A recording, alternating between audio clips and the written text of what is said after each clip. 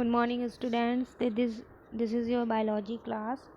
In our earlier video, I have discussed about the Mendelian and chromosome disorder. So the now chapter has been completed. The chapter 5. So today we will start the chapter 6, which is molecular basis of inheritance. Okay. So in this chapter, first topic is the DNA, the structure of DNA. DNA is called the magic molecule because it is the genetic material of our body or of any animal. Okay, so our body is composed of cells. Billions of cells are there in our body, and there is a master piece in our cell, that is nucleus, who contain the genetic material. That's why the nucleus is called the brain of the cell. So nucleus is called the brain of the cell or center of the cell because it controls all the activities in our body.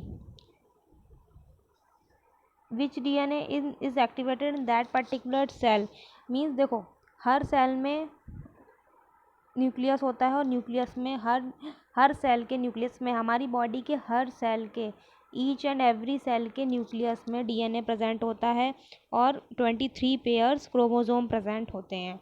उसमें कि 22 pairs जो होते हैं वो क्या होते हैं, autosomes होते हैं, और एक पेयर जो होता है वो सेक्स क्रोमोसोम होता है।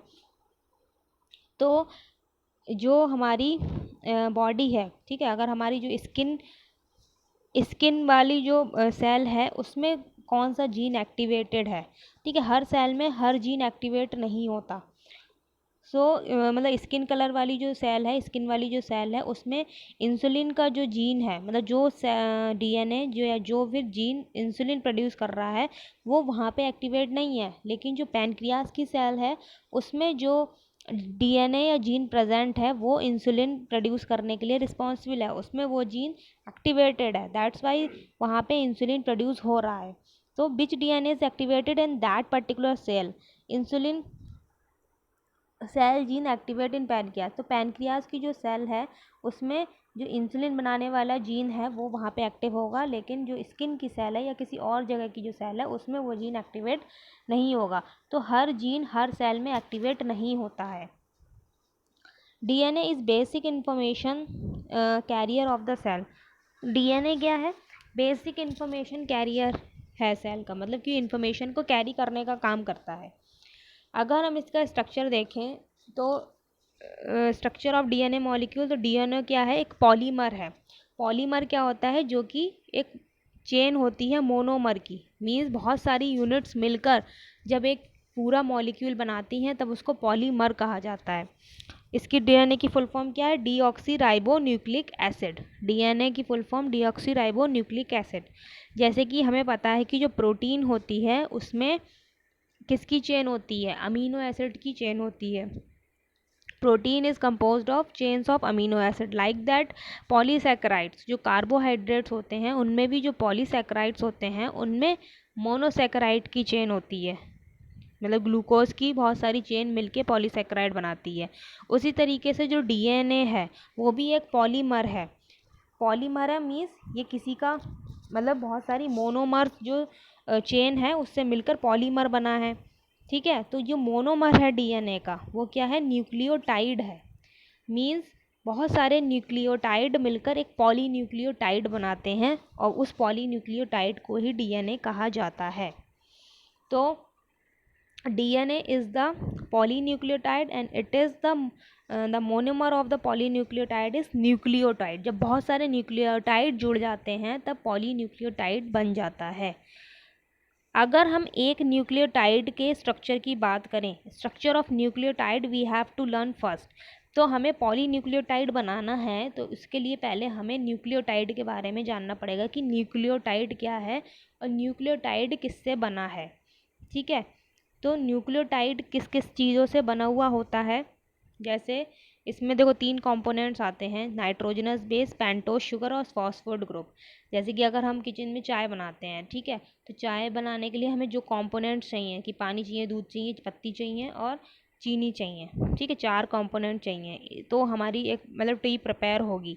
उसी तरीके से ही न्यूक्लियोटाइड जो है वो बहुत सारे 3 कंपोनेंट से मिलकर बना है। मतलब एक न्यूक्लियोटाइड को बनाने के लिए हमें 3 कंपोनेंट चाहिए। तो पहला कंपोनेंट है नाइट्रोजनस बेस, दूसरा कंपोनेंट है पेंटोस शुगर और तीसरा कंपोनेंट है फॉस्फेट ग्रुप। ये तीनों जब कंबाइंड करते हैं तो एक न्यूक्लियोटाइड बनता है, और जब बहुत सारे न्यूक्लियोटाइड चेन बना लेते हैं तब उसे पॉलीन्यूक्लियोटाइड कहते हैं। जैसे कि ये है पॉलीन्यूक्लियोटाइड शो करा गया है, इसमें एक चेन है, एक चेन न्यूक्लियोटाइड की है। ठीक है, ये क्या है, एक न्यूक्लियोटाइड की चेन है। जब बहुत सारी न्यूक्लियोटाइड की चेन ऐसे अराइज लगती जाती हैं तब वो एक पॉलीन्यूक्लियोटाइड बनाता है। तो जो डीएनए है वो क्या है, पॉलीन्यूक्लियोटाइड है, और न्यूक्लियोटाइड उसकी सिंगल मतलब मोनोमर है। अब देखो हमें क्या क्या चाहिए, 3 चीज़ें चाहिए। तो नाइट्रोजनस बेस चाहिए, पेंटोस शुगर चाहिए और फॉस्फेट ग्रुप चाहिए। तो पहले हम देखते हैं नाइट्रोजनस बेस क्या होते हैं, कितने तरीके के होते हैं और कौन कौन से होते हैं, उनके नाम क्या हैं। ठीक है, तो first one is the nitrogenous base. Nitrogenous base जैसे कि नाम से ही क्लियर है, नाइट्रोजन भी प्रेजेंट होगा इसमें, और ये ऑर्गेनिक कंपाउंड्स हैं। ऑर्गेनिक कंपाउंड्स है मीन्स कार्बन भी प्रेजेंट होगा। तो ये एक रिंग होती है, कार्बन की रिंग लाइक स्ट्रक्चर होते हैं नाइट्रोजनस बेसिस के, और ये मेनली 2 तरीके के होते हैं। First is the purine and second is pyrimidine. ठीक है, तो प्यूरिन जो है उसमें कार्बन की 2 रिंग प्रेजेंट होती हैं, पिरिमिडीन जो है वो उसमें सिंगल रिंग प्रेजेंट होती है। इतना कोई पूछेगा नहीं, बस ये पता होना चाहिए, कोई मतलब क्वेश्चन नहीं आएगा इससे कि कितनी रिंग प्रेजेंट होती हैं। अब टाइप्स ये क्लियर होने चाहिए कि प्यूरिन में क्या क्या आता है और प्यूरिमिडीन में क्या क्या आता है। तो प्यूरिन में एडेनिन और ग्वानिन आता है, पिरिमिडीन में साइटोसिन और थाइमिन आता है। ठीक है, प्यूरिन 2 तरीके के हैं, एडेनिन और ग्वानिन, और पिरिमिडीन कितने तरीके के हैं, वो भी 2 तरीके के हैं, साइटोसिन और थाइमिन। अब देखो नाइट्रोजनस बेस। ठीक है, नाइट्रोजनस बेस जब शुगर से ऐड हो जाती है, पेंटोस शुगर है ना, पेंटोस शुगर क्या होती है, 5 कार्बन वाली जो शुगर होती है वो पेंटोस शुगर कहलाती है। पेंट मतलब 5 कार्बन, तो 5 कार्बन जिसमें प्रेजेंट होते हैं that is called pentose sugar. जब शुगर एडेनिन से ऐड हो जाती है, ठीक है, जब ये पेंटोस शुगर एडेनिन से अटैच हो जाती है तब जो बनता है उसे कहते हैं न्यूक्लियोसाइड। ये टर्म क्लियर रखना, न्यूक्लियोसाइड क्या है, न्यूक्लियोटाइड क्या है। न्यूक्लियोसाइड कब कहेंगे, जब कोई नाइट्रोजनस बेस पेंटोस शुगर से ऐड हो जाती है, जब वो दोनों कंबाइंड हो जाते हैं तब उसे न्यूक्लियोसाइड कहा जाता है। अब जब पेंटोस शुगर एडिनिन से ऐड होती है तब उसे एडिनोसिन कहा गया है, एडिनोसिन नाम दिया गया है। और जब थर्ड वाला ग्रुप जो फॉस्फेट ग्रुप है उसमें ऐड हो जाता है तब उसे एडिनाइलिक एसिड कहते हैं। ये मैं बाद में बताऊंगी, पहले तुम लोग ये क्लियर करो अपना कि आरएनए में थायमिन के प्लेस पर यूरेसिल होता है। देखो वो हम लोग बाद में पढ़ेंगे आरएनए में क्या होता है। जैसे कि इसमें क्या है, प्यूरिन और पिरिमिडीन है, तो प्यूरिन में एडेनिन और ग्वानिन है, पिरिमिडीन में साइटोसिन और थाइमिन है। ठीक है, लेकिन ये डीएनए में थाइमिन प्रेजेंट होता है पिरिमिडीन में, लेकिन जब आरएनए बनता है तो थाइमिन जो है वो यूरेसिल से रिप्लेस हो जाता है, वहाँ पे थाइमिन प्रेजेंट नहीं होता। आरएनए में थाइमिन नहीं होता, थाइमिन की जगह पे यूरेसिल होता है, और यही एक बेसिक डिफरेंस है डीएनए में और आरएनए में। डीएनए में थाइमिन प्रेजेंट होता है और आरएनए में यूरेसिल प्रेजेंट होता है। 4 type of nucleotide are present monomer DNA is a heteropolymer. अब देखो एक होते हैं होमोपॉलीमर, एक होते हैं हेट्रोपॉलीमर। होमो का मतलब क्या है, एक सा, जब एक से कंपोनेंट से मिलकर कोई चीज़ बनी हुई होती है तब उसे होमोपॉलीमर कहा जाता है। हेट्रोपॉलीमर क्या है, जब एक से अलग तरीके के मतलब 2-3 टाइप्स के मोनोमर मिलके एक पॉलीमर बना रहे हैं तब उसे हेट्रोपॉलीमर कहेंगे।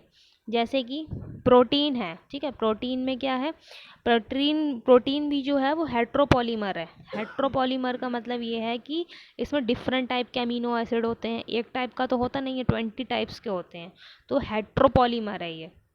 प्लांट स्टोर्ड फूड स्टार्च, देखो जो कार्बोहाइड्रेट होता है वो होमोपॉलीमर भी हो सकता है, हेट्रोपॉलीमर भी हो सकता है। अगर जैसे कि जो स्टार्च है, ठीक है, प्लांट स्टोर फूड अगर स्टार्च है, स्टार्च क्या है, ग्लूकोज की चेन होती है, ग्लूकोज जब बहुत ऐड होते चले जाते हैं तब उसको स्टार्च कहा जाता है। तो ये क्या है, होमोपॉलीमर है। मीन्स देखो ग्लूकोज के मॉलिक्यूल इसको जी से रिप्रेजेंट कर रहे हैं, ऐसे ग्लूकोज जुड़ जुड़ के क्या बना रहा है, स्टार्च बना ले रहा है। ठीक है, जब ग्लूकोज जुड़ जुड़ के स्टार्च बना ले रहा है तब वो क्या है, इसमें देखो एक ही तरीके का कंपोनेंट है ना, ग्लूकोज ग्लूकोज ही जुड़े जा रहा है बार बार बार बार। तो ये क्या हुआ, होमोपॉलीमर हुआ। हेट्रोपॉलीमर कब होता, माना कि जैसे ग्लूकोज जुड़ता, फ्रक्टोज जुड़ता, सुक्रोज जुड़ता, फिर एक पॉलीसैकेराइड बनता। मीन्स ये डिफरेंट डिफरेंट कंपोनेंट जुड़ के पॉलीसैकेराइड बनाते, तब इसको हेट्रोपॉलीमर कहेंगे। अब जो डीएनए है, ठीक है, जो हमारा डीएनए है वो क्या है, हेट्रोपॉलीमर है। हेट्रोपॉलीमर इसलिए है क्योंकि देखो एडेनिन है, इसमें ग्वानिन है, साइटोसिन है और थाइमिन है, 4 तरीके के। तो प्यूरिन मतलब प्यूरिन और पिरिमिडीन हो गए, नाइट्रोजनस बेसिस हो गए। तब इन चारों के कंपोनेंट से मिलकर और फिर पेंटोज शुगर, फॉस्फेट ग्रुप, कितने सारे अलग अलग कंपोनेंट्स हैं, तब जाकर डीएनए बन रहा है। ठीक है, तब ये क्या कहलाएगा, हेट्रोपॉलीमर कहलाएगा, क्योंकि इसमें डिफरेंट टाइप्स के कंपोनेंट्स प्रेजेंट हैं, that's why this is called heteropolymer. तो डीएनए क्या है, हेट्रोपॉलीमर है। I hope this is clear to all carbohydrate or sugar. देखो जो भी कार्बोहाइड्रेट्स होते हैं, ठीक है, वो सब क्या होती है, शुगर्स ही होते हैं, क्योंकि अल्टीमेटली वो जब ब्रेक डाउन होता है उनका तो वो ग्लूकोज में ही कन्वर्ट होती हैं, ग्लूकोज शुगर होती है। तो जो सारे कार्बोहाइड्रेट्स होते हैं वो शुगर होते हैं। It is monosaccharide contain 5 carbon. Pentose sugar, देखो जो डीएनए है हमारे किसका बना हुआ है, नाइट्रोजनस बेस के बारे में हमने पढ़ लिया। प्यूरिन होते हैं, पिरिमिडीन होते हैं। प्यूरिन एडेनिन ग्वानिन होते हैं, पिरिमिडीन साइटोसिन थाइमिन होते हैं। ठीक है, और आरएनए में क्या होता है, थाइमिन की जगह पे यूरेसिल प्रेजेंट होता है। अब दूसरा कंपोनेंट क्या है हमारे डीएनए का, जो डीएनए जिसका बना है वो है पेंटोज शुगर। पेंटोज शुगर क्या है, अब देखो पेंटोज के बारे में पढ़ेंगे। जो कार्बोहाइड्रेट है, पहले कार्बोहाइड्रेट का टाइप्स देख लो, तब पेंटोज शुगर क्लियर हो जाएगा आप लोग को। कार्बोहाइड्रेट 3 टाइप का होता है, मोनोसैकेराइड, ओलिगोसैकेराइड और पॉलीसैकेराइड।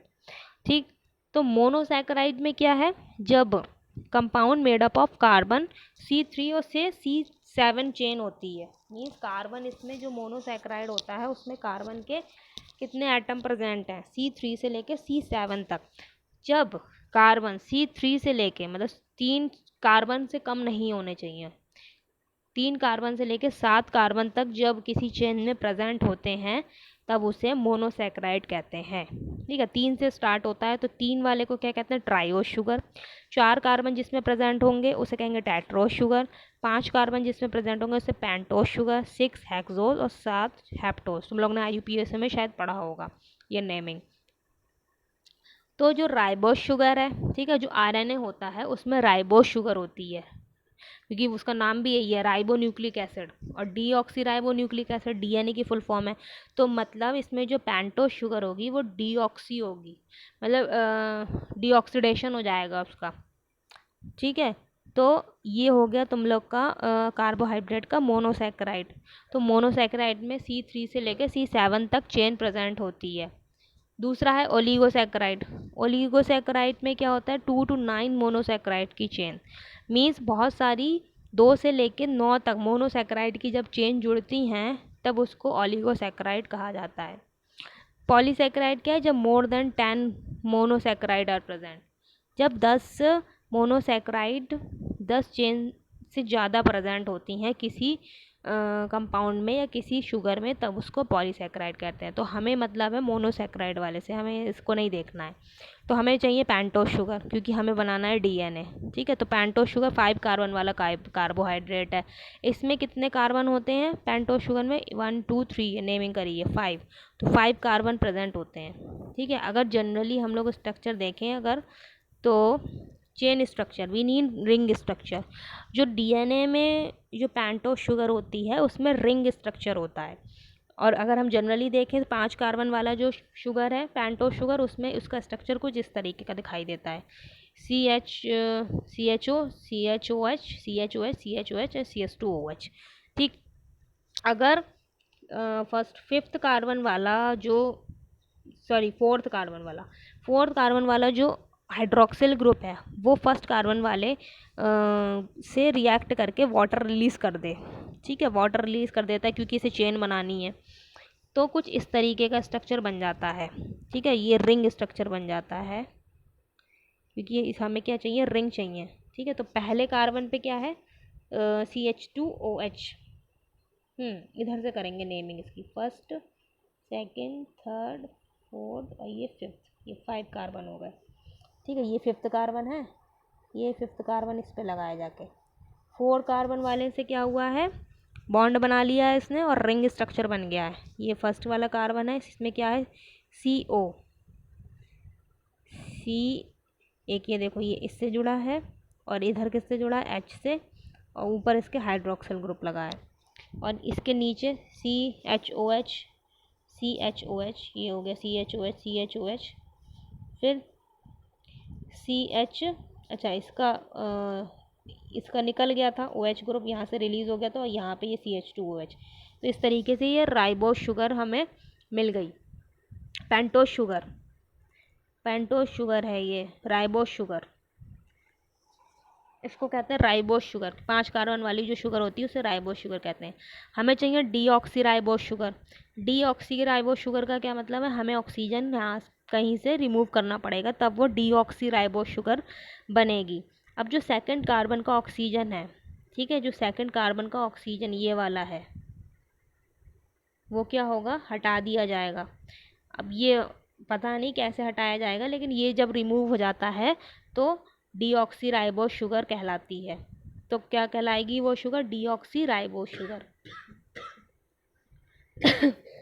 तो फर्स्ट कार्बन का OH हटाकर नाइट्रोजन बेस ऐड करवाते हैं। अच्छा, फर्स्ट कार्बन का OH हट जाता है, अब डीऑक्सी राइबोस शुगर बन गई। यहाँ पे देखो सी फर्स्ट कार्बन का, हाँ, COH, यहाँ पे ऑक्सीजन का रिमूवल हो गया, सेकंड कार्बन पर डीऑक्सी राइबोस शुगर हो गई। अब क्या होगा, जो ये देखो पेंटोस शुगर हमें मिल गई। ठीक है, और क्या मिल गया हमें, nitrogenous base, means adenine, guanine, cytosine, thymine. ये क्या होगा, ये अब पेंटोस शुगर से ऐड करेगा, मतलब डीऑक्सी राइबोस शुगर से इसकी मिक्सिंग होगी। कार्बोहाइड्रेट का करेक्टरिस्टिक बॉन्ड जो है वो ग्लाइकोसाइडिक बॉन्ड कहलाता है। देखो, जो कार्बोहाइड्रेट्स के बीच में बॉन्ड बनता है वो ग्लाइकोसाइडिक बॉन्ड कहलाता है। अब जैसे कि यहाँ पे क्या हुआ, देखो यहाँ पे क्या जुड़ा, ये नाइट्रोजनस बेस जुड़ा पेंटोस शुगर से आके, इसका OH रिलीज होके ये यहाँ पे क्या ऐड हो गया, नाइट्रोजनस बेस ऐड हो गया। और नाइट्रोजनस बेस और शुगर के बीच जो बॉन्ड बनेगा वो क्या कहलाएगा, ग्लाइकोसाइडिक बॉन्ड। ठीक है, ग्लाइकोसाइडिक बॉन्ड कहलाता है। अब हम देखो, 2 चीज़ों का ऐड हो गया, शुगर मिल गई, नाइट्रोजनस बेस ऐड हो गया। जब पेंटोस शुगर और नाइट्रोजनस बेस ऐड हो जाता है तब उसको कहते हैं न्यूक्लियोसाइड। कंबाइंडली शुगर को और नाइट्रोजनस बेस को कंबाइंडली न्यूक्लियोसाइड कहा गया है। और जब न्यूक्लियोसाइड में फॉस्फेट ग्रुप ऐड हो जाता है, न्यूक्लियोसाइड में जब फॉस्फोरिक एसिड का तड़का लग जाता है, मीन्स फॉस्फोरिक एसिड ऐड हो जाता है, तब इसे न्यूक्लियोटाइड कहा जाता है। ठीक है, तो हमारा जो DNA है वो किसका बना हुआ है, पॉलीन्यूक्लियोटाइड है, न्यूक्लियोटाइड की एक चेन है। तो अभी हमने बस ये सीखा है जो पेंटोस शुगर है। ठीक है, पेंटोस शुगर में हमने क्या करा, नाइट्रोजनस बेस को ऐड कर दिया है, और तब इस संरचना को, इस स्ट्रक्चर को क्या कहेंगे, न्यूक्लियोसाइड कहेंगे। और जब न्यूक्लियोसाइड में फॉस्फोरिक एसिड ऐड हो जाएगा तब उसको न्यूक्लियोटाइड कहेंगे, तब एक न्यूक्लियोटाइड बनेगा जाके। ठीक है, तो आज क्या क्या पढ़ लिया हम लोगों ने, DNA का स्ट्रक्चर पढ़ा, जिसमें कि DNA किसका बना हुआ होता है, एक पॉलीन्यूक्लियोटाइड चेन है। अगर हम न्यूक्लियोटाइड का स्ट्रक्चर देखें तो न्यूक्लियोटाइड किसका बना है, नाइट्रोजनस बेस, पेंटोस शुगर और फॉस्फेट ग्रुप का। नाइट्रोजनस बेस के बारे में हमने देखा, प्यूरिन, पिरिमिडिन, एडिनिन, ग्वानिन होते हैं, और cytosine, thymine. Pentose sugar 5 carbon वाली शुगर होती है, और हमें चाहिए DNA के लिए डीऑक्सी राइबोस शुगर। तो हमने जो क्या करा, जो पेंटोस शुगर था उसका ऑक्सीजन रिमूव करवा दिया, सेकंड कार्बन वाला, तो क्या हुआ, डीऑक्सी राइबोस शुगर बन गई। और तो फिर पेंटोस शुगर और नाइट्रोजनस बेस जब ऐड हो जाते हैं तब उसको कहते हैं न्यूक्लियोसाइड। और जब न्यूक्लियोसाइड में फॉस्फोरिक एसिड या फॉस्फेट ग्रुप ऐड हो जाता है तब जाके उसको कहते हैं एक न्यूक्लियोटाइड। ठीक है, तो this is all about for today's class. Is there any doubt? Then you can ask me. Okay, thank you.